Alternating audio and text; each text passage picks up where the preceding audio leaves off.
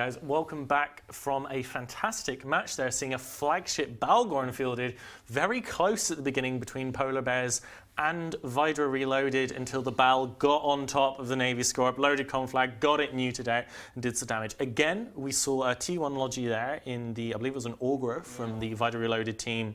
Again, more and more missiles. I mean, we saw a lot of tracking disruption going on there. What were you guys' thoughts on this match? Let's start with Suetonian. Double curse is really interesting, especially with Balgorn, a lot of new pressure there. Anything else, sorry? Yeah, and we also saw missile guidance computers on the Curse 2, which counters the missile team that they bought with the Golem and the 2 Scorp navies. We also saw again the 2 Tech 2 armor logistics band and into Augur. Yes, which is very interesting band. No shield, and then you bring a shield team. Oh, sorry, an armor team. Then Reload. What were your thoughts on that match? What did you pick out there? I thought that was pretty interesting, especially from VYDRA. They brought a extreme control setup. 2 curses, Balgorn. That's some crazy new pressure. They also long range webs from Balgorn, which the Balgorn was also a flagship, so probably had those officer webs, and officer webs can easily go to 60 kilometers. So they can really do some damage. Pretty interesting on the Polar Bear team as well. They brought an all Caldari setup with dual stalks, Navy Scorpions, and the Golem for the overpowered target painters. Obviously, I think they were pretty scared of jams maybe because all Caldari setup, just full racial ECM on there on the Caldari side. So pretty interesting to see why Polar Bears brought that. Yeah, so, it looks like missiles are again dominant this year, as we said earlier. Suetonia, one of the new things we have this year in the game are the command destroyers. Now, they're not allowed to do the MJ debushing. That would be a little overpowered in the tournament setting. But they can run links. Previously you wanted links, you had to bring a battle cruiser, be it T1 Navy or the command ships, which are specifically built for that purpose. People very rarely brought the T3 cruisers with the links set up. That wasn't very common. What do you think of the command destroyers? We saw their use here on the All Caldari team. Do you think that they're a really good, strong replacement to the command ships? Do you think we're going to see more of those than command ships this year? Or do you think that they're just kind of going to serve in a little niche on their own? I think command destroyers are really strong. They bring 1 link as well as destroyer DPS and solid tank. They're pretty easy to keep up, and they're really good at dealing with small ships like cruisers, which we're probably going to see a lot of.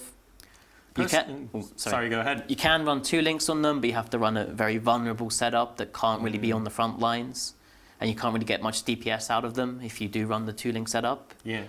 I mean, personally, I think that we're probably more likely to see the shield ones rather than the armor ones, because the armor command destroyers, they are both drone-based damage. So with the T1 drone restriction, you're kind of sinking 2 whole pilots as well as 12 points into 2 links, which isn't particularly strong. But I mean, the shield ones for sure. What do you think, Reload? You could use them for maybe armor rep bots. Those armor commandos are really tanky, and they have so much fitting as well. But I don't think the armor ones are really worth using. Shield ones may have a niche role.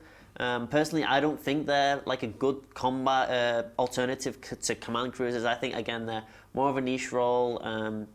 So yeah, that's what I think on command destroyers, really. So we do have some footage recorded from the match between Pandemic Legion and Iron Armada, where Blue Melon fielded that amazing Raven State issue. We're going to bring it up for you here soon. Hopefully I'll hear on my ear when we've got it going. We've got it fantastic. Suetonia, tell us a little bit about what the Raven State issue is. It's a really old ship, right? Yes, the Raven State issue was one of the first prize ships in one of the earliest tournaments. I think it's Alliance Tournament 3, I believe. And right now, I believe it's worth 3.5 trillion. That's how much Blue Melon paid for it. That's a lot of money. Yeah. Oh, that's a lot of money. Yeah. I mean, what's the advantage of a Raven State over a regular Raven? Oh, it has 8 launchers. It has a bit more HP. It's got something like 6 slows as well, or something ridiculous like that. So like just tons of damage. 6 or something like that on a slot layout. And 3 rig slots as well. I mean, technically, it's only classed as a Navy battleship, so it's only 19 points, like the Balgorn or the other Navy battleship line. Is it actually classed as an Alliance tournament ship? Or would assume it would count as so, unique. Yeah, it would fall under the unique rule, so you can't bring it and an Itana, I was gonna which would be completely ridiculous. That would be a very overpowered side. Just bring a Tana and like Navy Raven, Dolphins, go crazy. Now, our next match is going to be Brotherhood of Spacers versus the Culture. So moving away from the big name teams like Exodus and VYDRA, but Spacers and the Culture, still we're hoping to see really good games from them. The Culture, I believe, were a split off of, I want to say, Black Legion? Black Legion. When Black Legion was in Fountain, I believe the Culture is split off and they decided to stay in Fountain.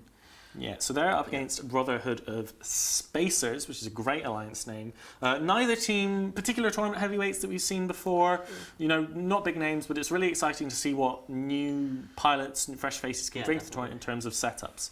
I mean, do you guys think that we're going to see another big missile team, bombers and golems and N-Scorps and Fleetfoons, or do you think we're going to go to possibly this Newt meta that we saw, double Curse, Balgorn? What's your favourite of the two archetypes we've seen so far? I like the missile spam more because personally, the thing is with control setups you can run away from them. That's the problem. While if you have like enough range on the missiles, you can hit anywhere in the arena. So their battleships are more like the missile battleships. They're definitely more towards like they can kite as well as brawl, while control setups are quite piloting heavy as well. They can brawl, but they can kite as well, control setups, but they're definitely harder to run, that's for sure. Now, as well as Suetonia and Reload in the studio today, we've already seen Nash. We've also got some other great commentators. You've been seeing Rain and Elise in the booth. In a couple matches, we'll be joined by Chesser and moderator. Chesser, the Prince of Reddit, if you will, AT commentator from last year. He'll also be going to Iceland this year to commentate from Iceland. We're joined by moderator, who is another one of this year's tournaments. Both of them coming to us from America, like Rain and Elise. In the studio, we're also going to be joined by Rocket and Jintan a little bit later on, but for now we've got you guys for another 2 games. So what do you think, what are you expecting to see today in terms of upsets? Are there any matches that you're particularly looking forward later on today that you think the big team might get knocked out, or any new teams that you're really excited to watch? Well, since both VYDRA and Exodus won the match, we are going to see later tonight VYDRA versus Exodus, which is going to be one of the biggest matches. That's going to be one of the big matches this weekend. Further down the bracket, if they win their games, we've got the Free Gates Coalition. If they win their game, they'll be facing the Ronin if they win their game. Both very, very old core tournament player teams. I mean, probably 2 of the oldest teams still in the tournament, and that'll be really exciting to watch later down as well. Are there any other teams that you guys are particularly interested to see? What about you, Reload? I'm going to go with my boys, Lumpy versus PL. Lumpy versus PL if it ever comes to it. But before that, Lumpy versus NC Dots. Oh, that'll be good. Because I heard NC Dot are actually training pretty hard. They're actually taking it quite seriously. They've also got some big names, such as Big Micah. He's also on the DHB Wildcat as well. He'll be there. So a lot of big names from NC Dot, but hopefully my boys Lumpy will come through, hopefully. Fantastic. So as I was saying, we've got the Culture versus Brotherhood of Spacers next. They should be setting themselves up in the arena pretty soon. Let me ask you guys, aside from flagships, what's your favourite tournament ship this year? What do you think is possibly the most underrated ship? What ship are you hoping that people bring and see, apart from the Kestrel, Suetonia? I can't see Kestrel? Oh, man.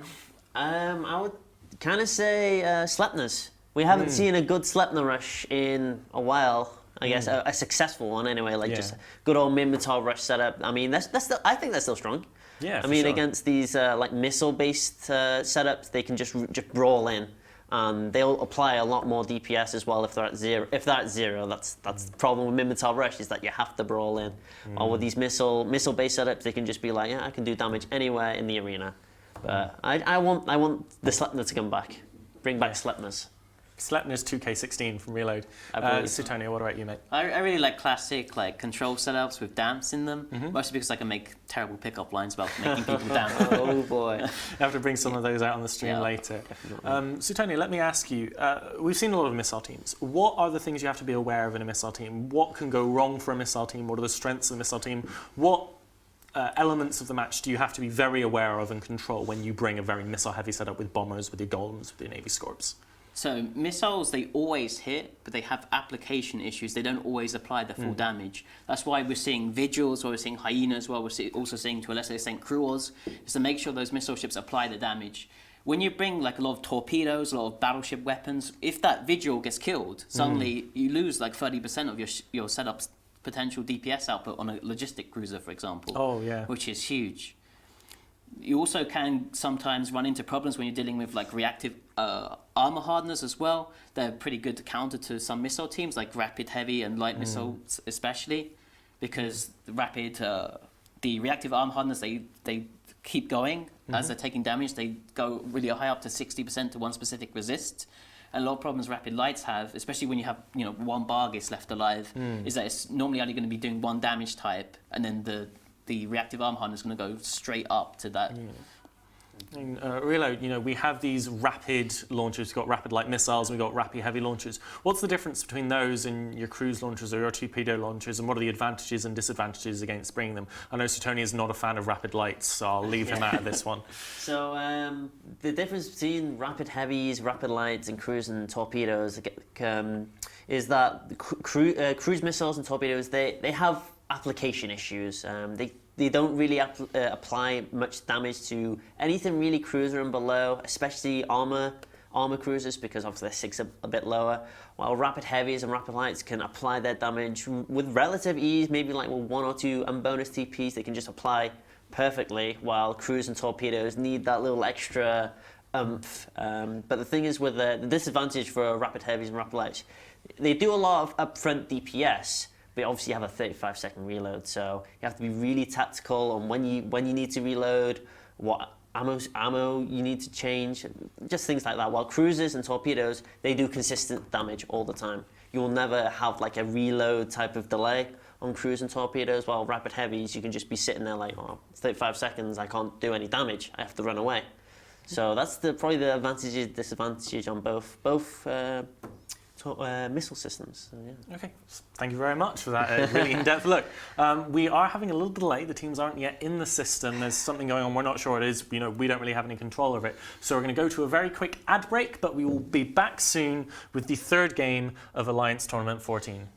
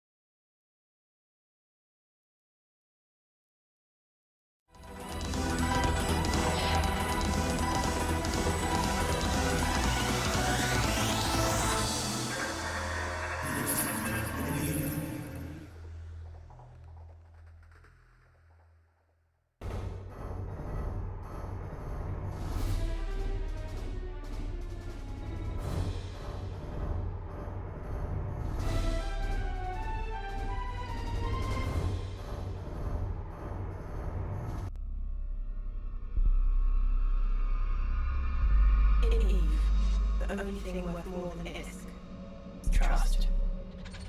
In Amsterdam, Eve is real.